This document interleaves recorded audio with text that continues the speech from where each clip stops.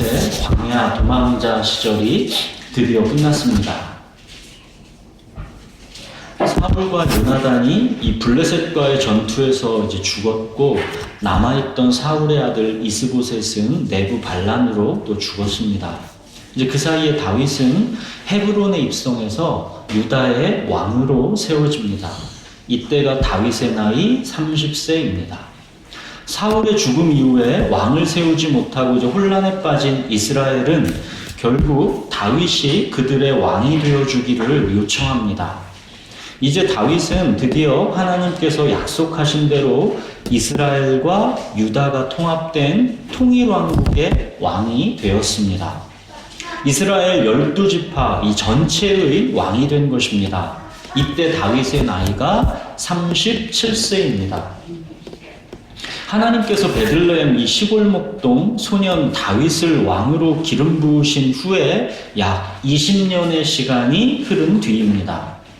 다윗은 이스라엘과 유다의 이제 경계 지역쯤 되는 예루살렘을 수도로 옮기고 이제 이 통일왕국의 왕으로서의 통치를 시작하게 됩니다. 이 통일왕국 이스라엘의 왕이 된 다윗이 가장 먼저 하고 싶어 하는 일이 있습니다. 그게 무엇입니까? 하나님의 언약궤를 예루살렘으로 옮겨오는 일입니다. 다윗성 예루살렘은 앞으로 통일왕국 이스라엘의 예배의 중심지요, 하나님의 임재의 중심지가 되는 것입니다. 그러기 위해서는 바로 이곳에 하나님의 언약궤가 있어야 하는 것이죠. 바로 이 하나님의 언약궤를 예루살렘으로 옮겨오는 일, 이게 이제 사무엘하 6장의 이야기입니다. 사무엘하 6장은 두 부분의 대조로 이루어져 있습니다. 무엇이 예배가 아닌지, 또 그렇다면 진정한 예배는 무엇인지, 이 둘의 대조가 선명하게 나타나 있는 것이 사무엘하 6장 이야기입니다. 우선 무엇이 예배가 아닌지 이 부분부터 같이 살펴보겠습니다. 우리 본문 사무엘하 6장 1절에서 8절을 같이 한번 읽어보겠습니다. 번갈아 읽겠습니다. 다윗이 이스라엘에서 뽑은 무리 3만 명을 다시 모으고 다윗이 일어나 자기와 함께 있는 모든 사람과 더불어 바알의 르가로 가서 거기서 하나님의 궤를 메어오려 하니 그 궤는 무릎들 사이에 자정하신 만군의 여호와의 이름으로 불리는 것이다. 그들이 하나님의 궤를 새 수레에 싣고 산에 있는 아비나답의 집에서 나오는데 아비나답의 아들 우사와 아효가 그 새 수레를 모니라. 그들이 산에 있는 아비나답의 집에서 하나님의 궤를 싣고 나올 때 아효는 궤 앞에서 하고 다윗과 이스라엘 온 족속은 잣나무로 만든 여러 가지 악기와 수금과 비파와 소고와 양금과 재금으로 여호와 앞에서 연주하더라. 그들이 야곱의 가장 마당에 이르러서는 소들의 힘으로 우사가 손을 들어 하나님의 궤를 붙들었더니 여호와 하나님이 우사가 잘못함으로 말미암아 진노하사 그를 그곳에서 치시니 그가 거기 하나님의 궤 곁에서 죽으니라. 여호와께서 우사를 치심으로 다윗이 분하여 그곳을 데레스 우사라 부르니 그 이름이 오늘까지 이르리라. 자, 그런데 이 언약궤가 지금 어디에 있는데 다윗이 그것을 예루살렘으로 옮겨오려고 하는 것인가요? 우리가 사무엘의 등장을 얘기할 때 이 언약궤 얘기를 했었죠. 블레셋과의 전투에서 이 타락한 제사장이었던 홈니와 비느하스가 어떻게 했었습니까? 언약궤를 부적처럼 사용했었죠. 그랬다가 결국 어찌 되었습니까? 언약궤를 블레셋에 빼앗겼고 홈니와 비느하스는 전쟁에서 죽었습니다. 그리고 블레셋에 빼앗긴 하나님의 언약궤는 블레셋에게 끔찍한 재앙을 내렸죠. 그래서 이제 블레셋은 그 언약궤를 다시 이스라엘로 돌려보냈습니다. 그렇게 이스라엘로 돌아온 하나님의 언약궤는 그때부터 지금까지 기럇 여야림의 아비나답의 집에 안치되어 있는 중입니다. 사울이 왕이 되고서 굳이 그 언약궤를 소중히 모시지 않았기 때문에 사실상 하나님의 언약궤는 다윗이 왕이 될 때까지 아비나답의 집에서 방치되어 있던 것이나 마찬가지다라고 볼 수 있습니다.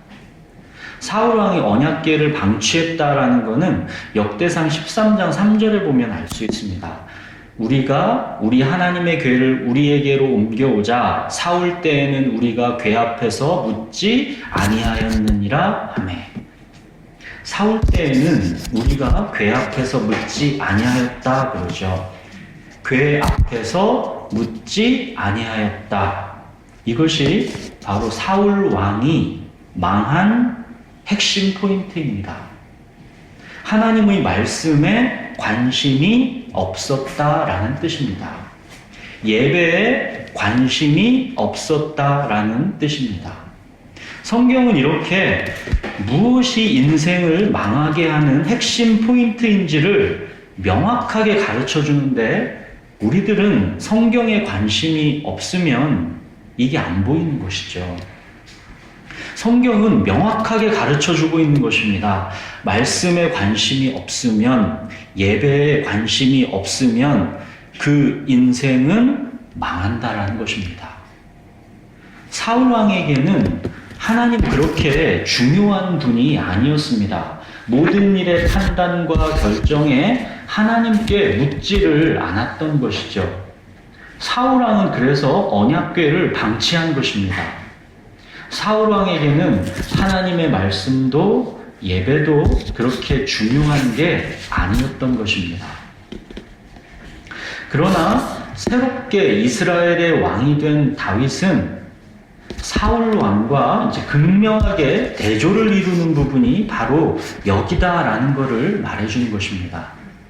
다윗은 왕이 되어 가장 먼저 하고자 하는 게 모든 것을 하나님께 묻겠다라는 것입니다. 하나님의 말씀에 집중해서 하나님을 찾는 일, 하나님을 예배하는 일, 이것이 다윗에게 왕으로서 가장 중요한 일이다라는 것입니다. 다윗은 그 마음으로 하나님의 언약궤를 이제 예루살렘으로 옮겨오려고 하는 것입니다. 이 일이 얼마나 크고 웅장한 일이었는지가 이 6장 1절 보면 나오죠. 언약궤를 옮겨오는 이 일에 이스라엘 전체에서 뽑은 3만 명을 모았답니다. 이스라엘 백성 전체에게 지금 이 일이 얼마나 중요한지를 알리는 것입니다. 이스라엘 백성 전체가 이 일을 함께하고 있는 것입니다. 온 이스라엘의 전체적인 종교개혁인 것이죠. 하나님 중심의 신앙, 말씀 중심의 신앙, 진정한 예배를 회복하자라는 것입니다. 2절에 보시면 이 언약궤의 이름이 나오죠. 만군의 여호와의 궤입니다. 언약궤는 크신 하나님, 전능하신 하나님, 만군의 하나님 여호와의 임재의 상징이다라는 뜻입니다. 그런데 그들이 그 하나님의 궤를 수레에 싣고 그렇게 왔다고 그러죠.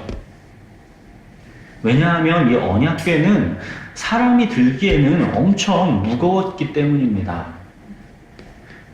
뭔가 불안하게 이 언약궤가 옮겨지고 있습니다. 근데 낙원의 타작마당에 도착하니까 이 소들이 갑자기 뛰었다지요. 그래서 하나님의 궤가 수레에서 떨어질 뻔했습니다. 그래서 웃사가 손을 들어서 그 하나님의 궤를 안 떨어지게 붙들었습니다. 그랬더니 하나님이 진노해서 웃사가 그 자리에서 죽었습니다. 하나님의 궤가 수레에서 떨어질 뻔한 것을 막으려고 웃사가 손으로 붙잡은 것인데 하나님은 이것을 진노하셨고 그래서 웃사가 그 자리에서 죽었습니다. 웃사가 뭘 그렇게 대단히 잘못한 것 같지가 않죠. 다윗이 깜짝 놀랐습니다. 갑자기 하나님이 크게 두려워졌습니다. 하나님이 나를 기뻐하시는가? 하나님이 언약궤를 예루살렘으로 옮겨오는 것을 원하시지 않는 것인가? 뭐가 잘못된 것인가? 다윗은 하나님이 크게 두려워졌습니다. 하나님은 이 우사의 죽음을 통해 무엇을 말씀하시려는 것일까요?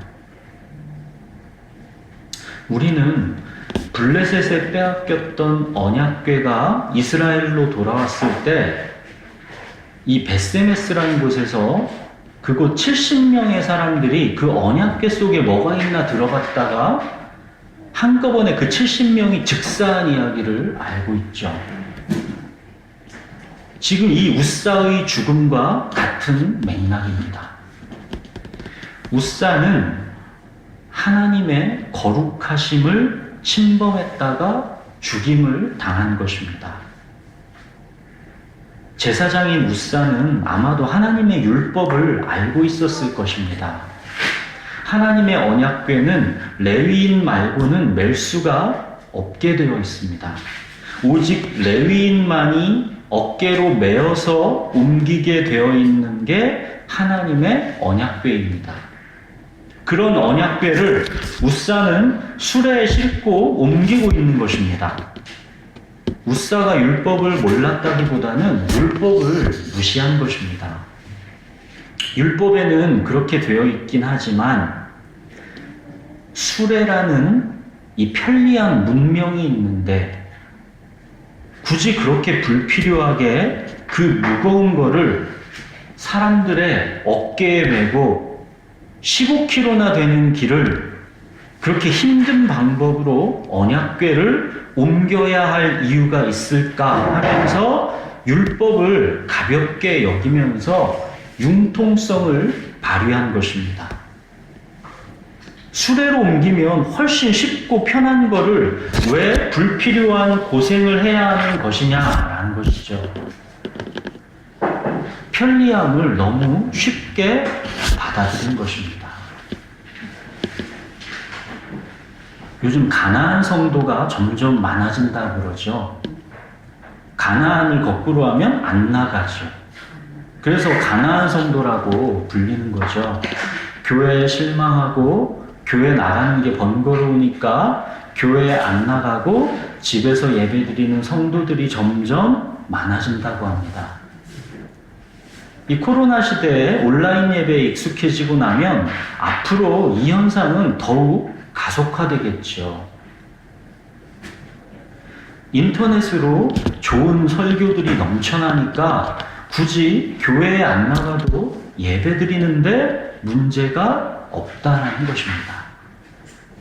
교회에서는 귀찮고 성가시고 실망하는 일들이 많으니까 또 무엇보다 내가 편한 시간을 스스로 택할 수 없으니까 교회에 굳이 안 나가고 내가 편한 시간에 인터넷으로 지금의 내 감정을 위로해 줄 수 있는 제목의 좋은 설교를 찾아 듣고 또 지금 내 마음 상태에 딱 맞는 곡으로 전문 가수가 불러주는 찬송을 듣고 또 헌금 대신 내가 돕고 싶은 사람들을 그만큼 돕는 것으로 헌금을 대신하고 그렇게 예배를 혼자서 또는 가족끼리 드리겠다라는 것입니다.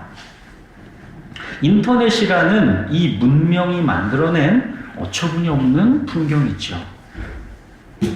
앞으로 AI 시대에는 이 정도까지도 된다고 합니다. 내 마음 상태, 내 나이와 학력과 직업, 내 가족과 친구 관계, 이런 내 현재 정보를 입력하면 그거에 가장 적합한 말씀들로 구성된 설교를 AI가 호소력 있는 목소리로 들려줄 수 있다고 합니다. AI에는 인류 역사상 위대했던 설교자들의 모든 설교가 들어있고 성경이 들어있고 성경 해설도 원어가 다 들어있습니다. 모든 게 다 들어있는 그 AI가 내가 듣고 싶어하는 호소력 있는 목소리로 지금 내 마음 상태에 딱 맞는 내가 듣고 싶은 내용의 설교를 해주는 것입니다. 그야말로 편리한 문명의 도움으로 점점 나를 위하여 나를 인도할 신이 만들어지는 것입니다. 내 마음 상태를 가장 잘 위로해 줄 수 있는 설교를 골라 듣겠다라는 것. 그런 말씀으로 골라 읽겠다라는 것. 이거는 예배가 아닙니다. 예배의 핵심은 항복입니다. 거룩하신 하나님의 말씀 앞에 나를 항복하는 것이 예배이지, 내 마음을 위로해 줄 수 있는 말씀을 내가 고르는 것이 예배가 될 수는 없는 것입니다. 하나님의 말씀이 책망이면 아프게 그 말씀을 듣는 것이고, 하나님의 말씀이 위로이면 따뜻함으로 그 말씀으로 위로를 받는 것입니다. 하나님께서 주시는 대로 받는 것이지 내가 고르는 게 절대 아닙니다. 자, 우사에게 있어서 이 수레라는 것도 인터넷과 같은 편리한 문명인 것입니다.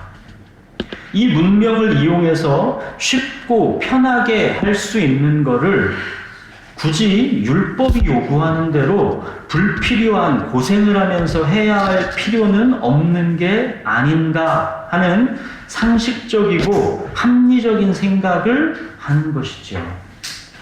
우사는 이것을 율법에 대한 융통성이라고 생각하는 것입니다. 언약궤를 이동시키는 이 목적만 달성하면 된다라고 여기는 것입니다. 그 방법은 얼마든지 상식적이고 합리적인 선에서 융통성 있게 선택할 수 있다라고 여기는 것입니다. 하나님의 말씀, 하나님의 율법, 이것이 우사에게는 크고 두려운 하나님으로 여겨진 게 아니라 자기 처지와 형편에 따라 마음대로 요리할 수 있는 그 무엇으로 여긴 것입니다. 하나님의 거룩하심에 대한 경외함이 그에게는 없던 것입니다. 하나님께서 떨기나무 가운데 이 모세를 부르실 때 뭐라고 하셨습니까? 이리로 가까이 오지 말라.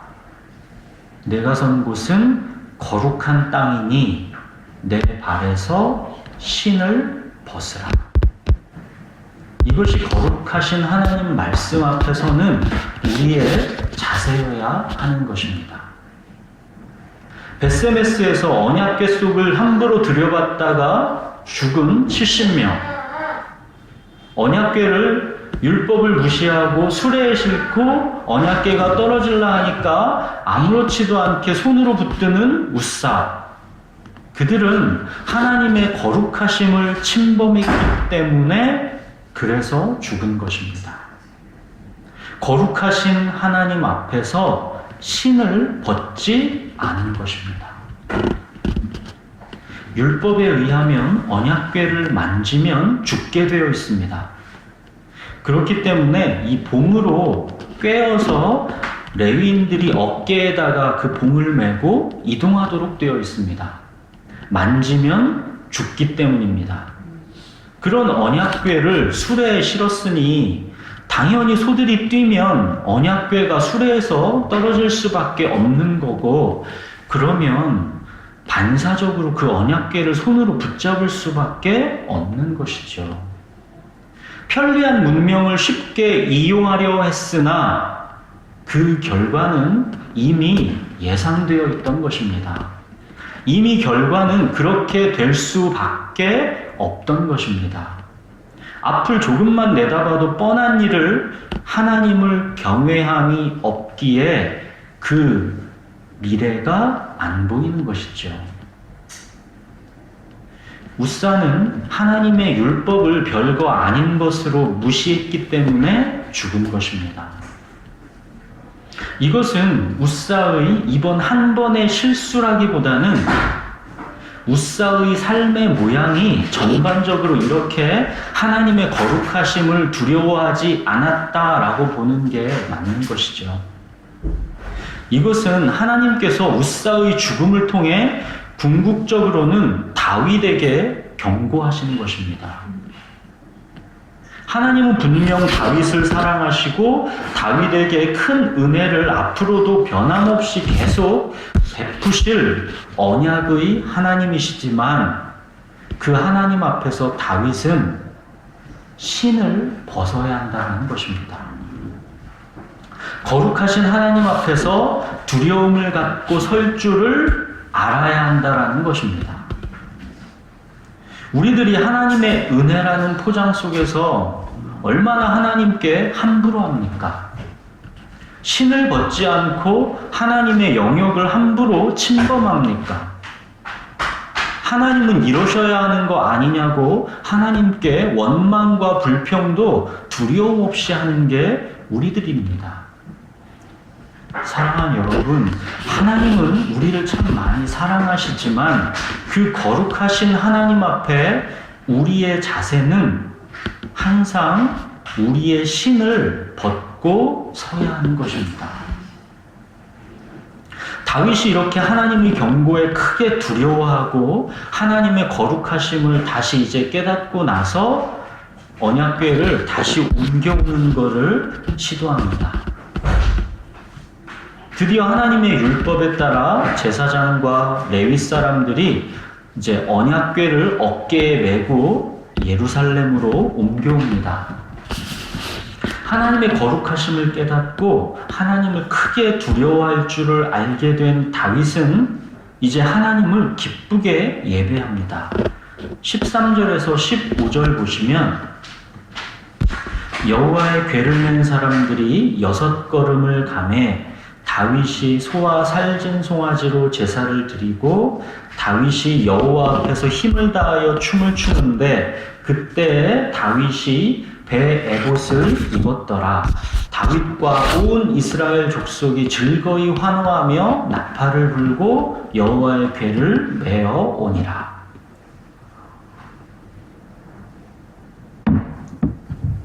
예수님께서 이 땅에 오셨을 때 예배에 대해서 가르쳐 주셨죠. 예수님이 그러셨습니다. 하나님은 영이시니 예배하는 자가 영과 진리로 예배할지니라. 예배는 영과 진리로 드려야 합니다.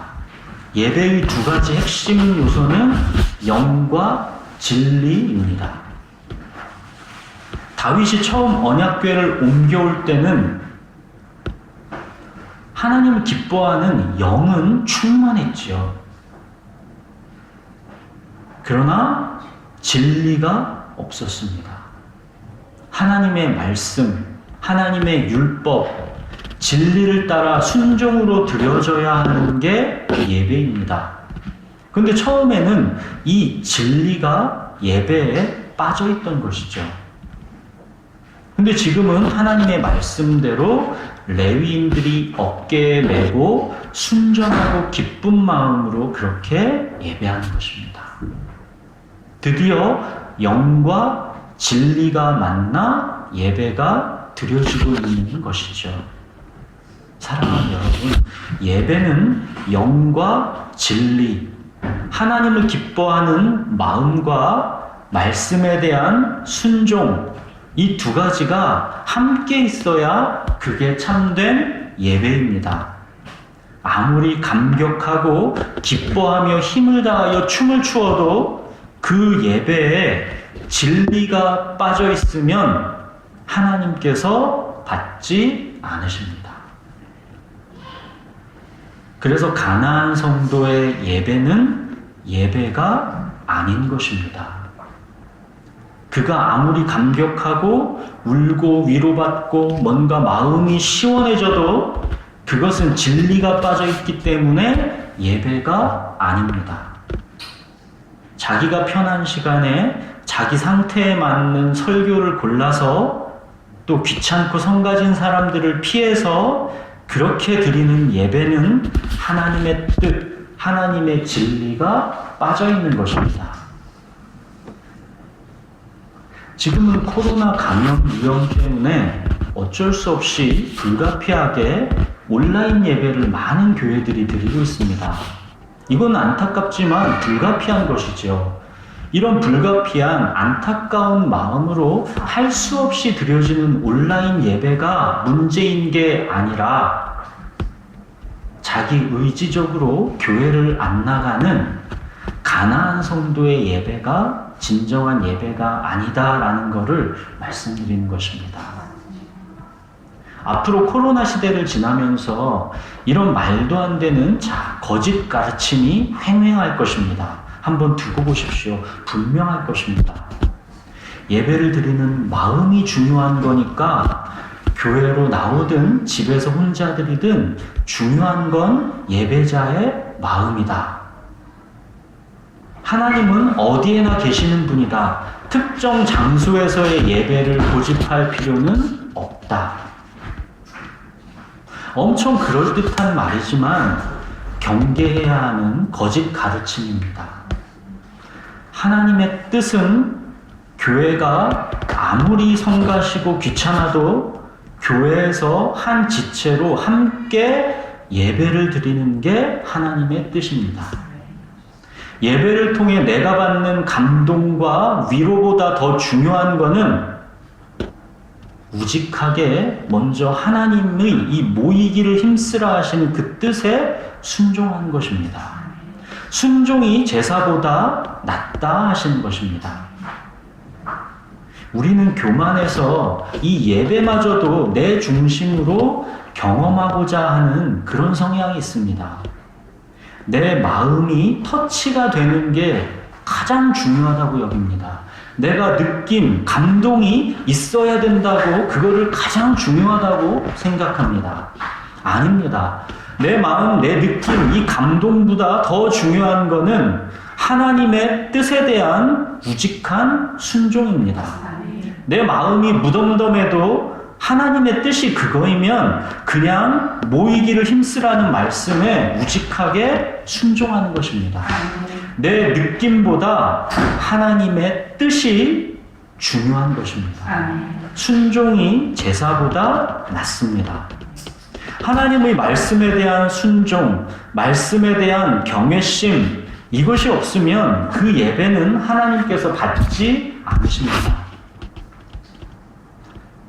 그래서 말씀을 내가 골라서 취할 수 없다라고 말씀드린 것입니다. 하나님의 진리인 말씀은 내 마음에 맞는 것으로 골라서 취할 수 없는 것이고 하나님께서 주시는 대로 받는 것입니다. 이 예배의 첫 단추를 잘 끼우는 게 핵심입니다. 이것이 잘못되면 즉 내 마음에 맞는 것으로 말씀을 취하려는 교만을 갖고 있으면 그 다음에 모든 것은 다 헛것입니다. 내 마음이 감격하고 위로받는 듯 보여도 그 예배는 하나님이 받지 않으십니다. 그것은 하나님이 받으신 예배가 아니라 그냥 내 마음을 금송아지 통해서 혼자 위로받았을 뿐인 것입니다.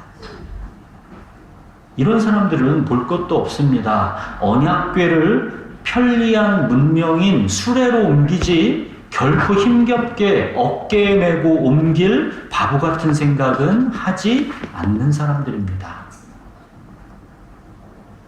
웃사의 죽음이 주는 교훈은 무엇이 예배가 아닌지, 예배를 닮았어도 사실은 예배가 아닌 것, 그것을 우리에게 가르쳐 주는 것입니다.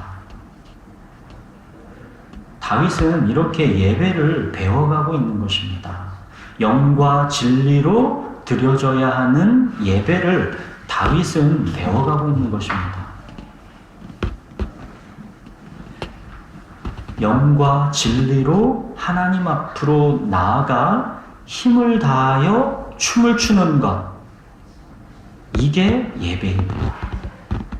지금 다윗은 이 예배의 기쁨으로 충만합니다. 다윗의 이 충만한 예배의 기쁨. 근데 이 예배에 찬물을 끼얹는 한 사람이 등장하죠. 미갈입니다. 16절 보시면 여호와의 궤가 다윗성으로 들어올 때 사울의 딸 미갈이 창으로 내려다보다가 다윗 왕이 여호와 앞에서 뛰놀며 춤추는 것을 보고 심중에 그를 업신여기니라. 다윗의 예배를 이 사울의 딸 미갈이 업신여겼습니다. 하나님을 영과 진리로 예배하려 하는 자, 그 주변에는 그 예배를 업신여기는 자가 항상 있습니다.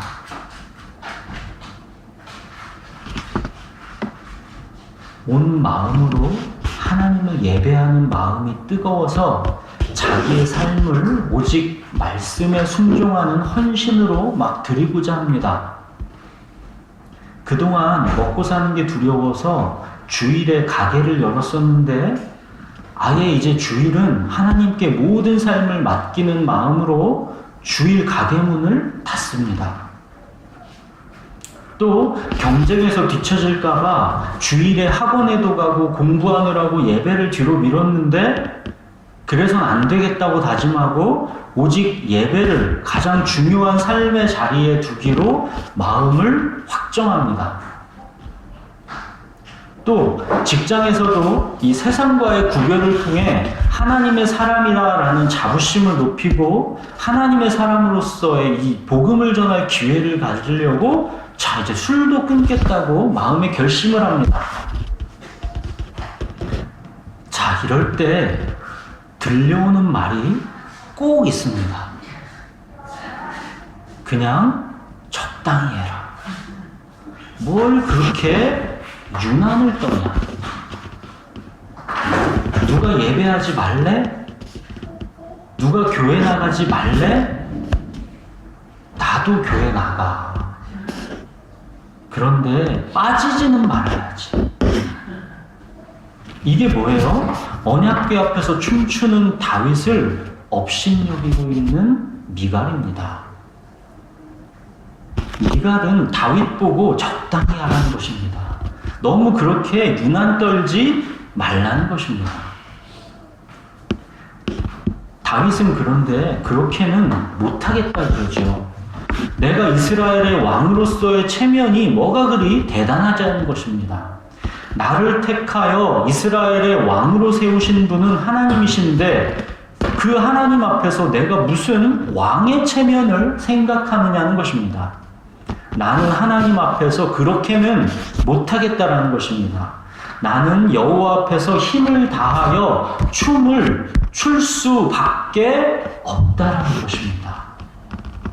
하나님 앞에서는 다른 어떤 것도 주저할 게 없는 것. 이것이 예배입니다.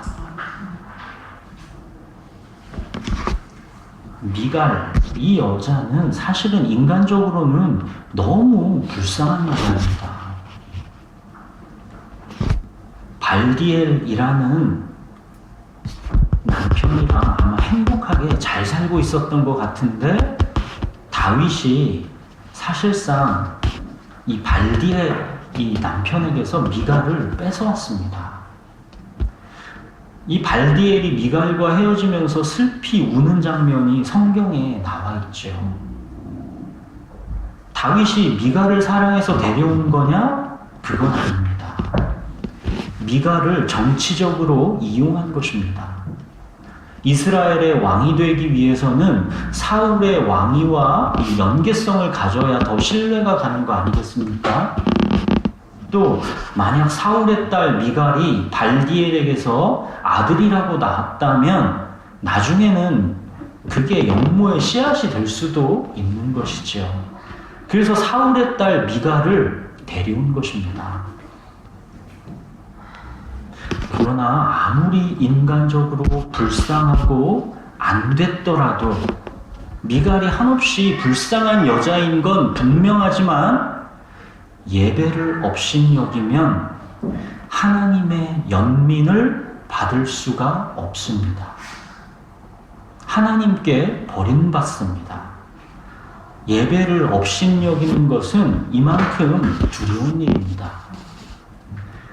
23절 보시면 결국 미갈은 죽는 날까지 자식이 없었다 그러죠. 다윗이 미갈과 동침하지 않았다라는 뜻입니다. 자, 이렇게 하나님의 언약궤를 예루살렘으로 옮겨오는 일이 끝났습니다. 언약궤를 예루살렘으로 가져오는 것은 누가 왕이신가에 대한 선포입니다.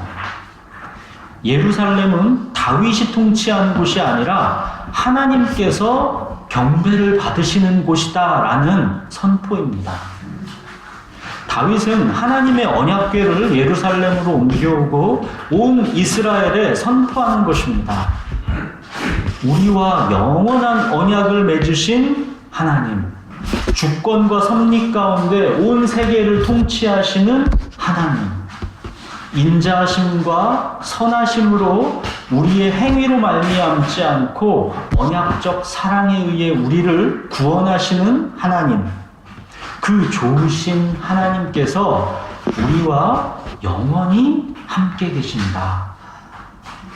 다윗은 바로 온 이스라엘의 임마누엘의 하나님을 선포하고 있는 것입니다. 우리는 하나님께서 영원히 우리와 함께 하시는 하나님의 언약 백성이다라는 것에 대한 선포입니다. 하나님을 찬양하라는 것입니다. 다윗의 가장 큰 업적은 뭐니 해도 바로 이 예배의 회복입니다. 온 이스라엘의 예배의 중심을 세운 것, 이것이 다윗의 가장 큰 업적입니다. 하나님을 영과 진리로 예배하지 않는 자는 죽습니다. 웃사가 죽었습니다. 미갈은 불임입니다. 뭘 상징합니까? 죽음과 불임. 하나님을 영과 진리로 예배하지 않는 결과는 죽음이다라는 것을 말하는 것입니다.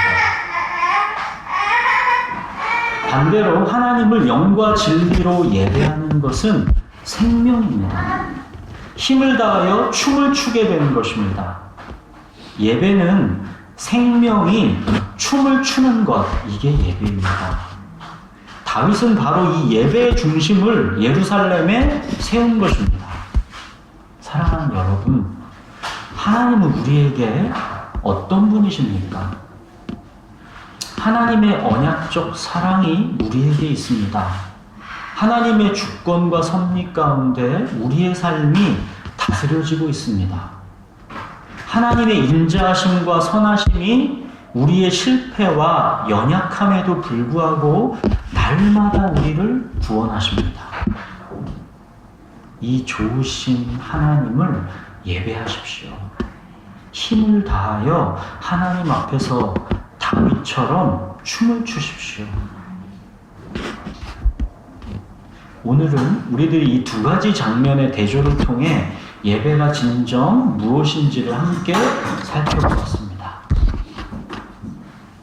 인간의 편리함의 상징인 이 수레에 하나님을 싣고 다니는 것, 하나님을 내 마음대로 다룰 수 있다라고 생각하는 것, 하나님을 나를 위하여 나를 인도할 신으로 취급하는 것, 이거는 예배가 아닙니다.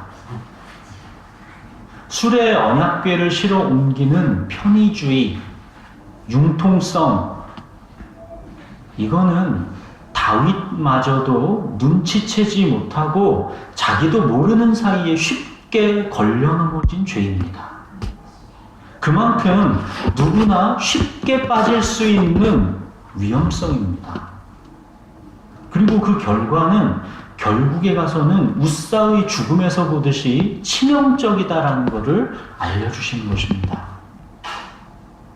수레에 언약궤를 실어 옮기는 일들, 즉 내 편리함 중심의 종교생활, 이런 유사한 일들이 어떤 것들이 우리의 삶에서 벌어지고 있는지 우리의 삶을 주의 깊게 돌아보아야 합니다.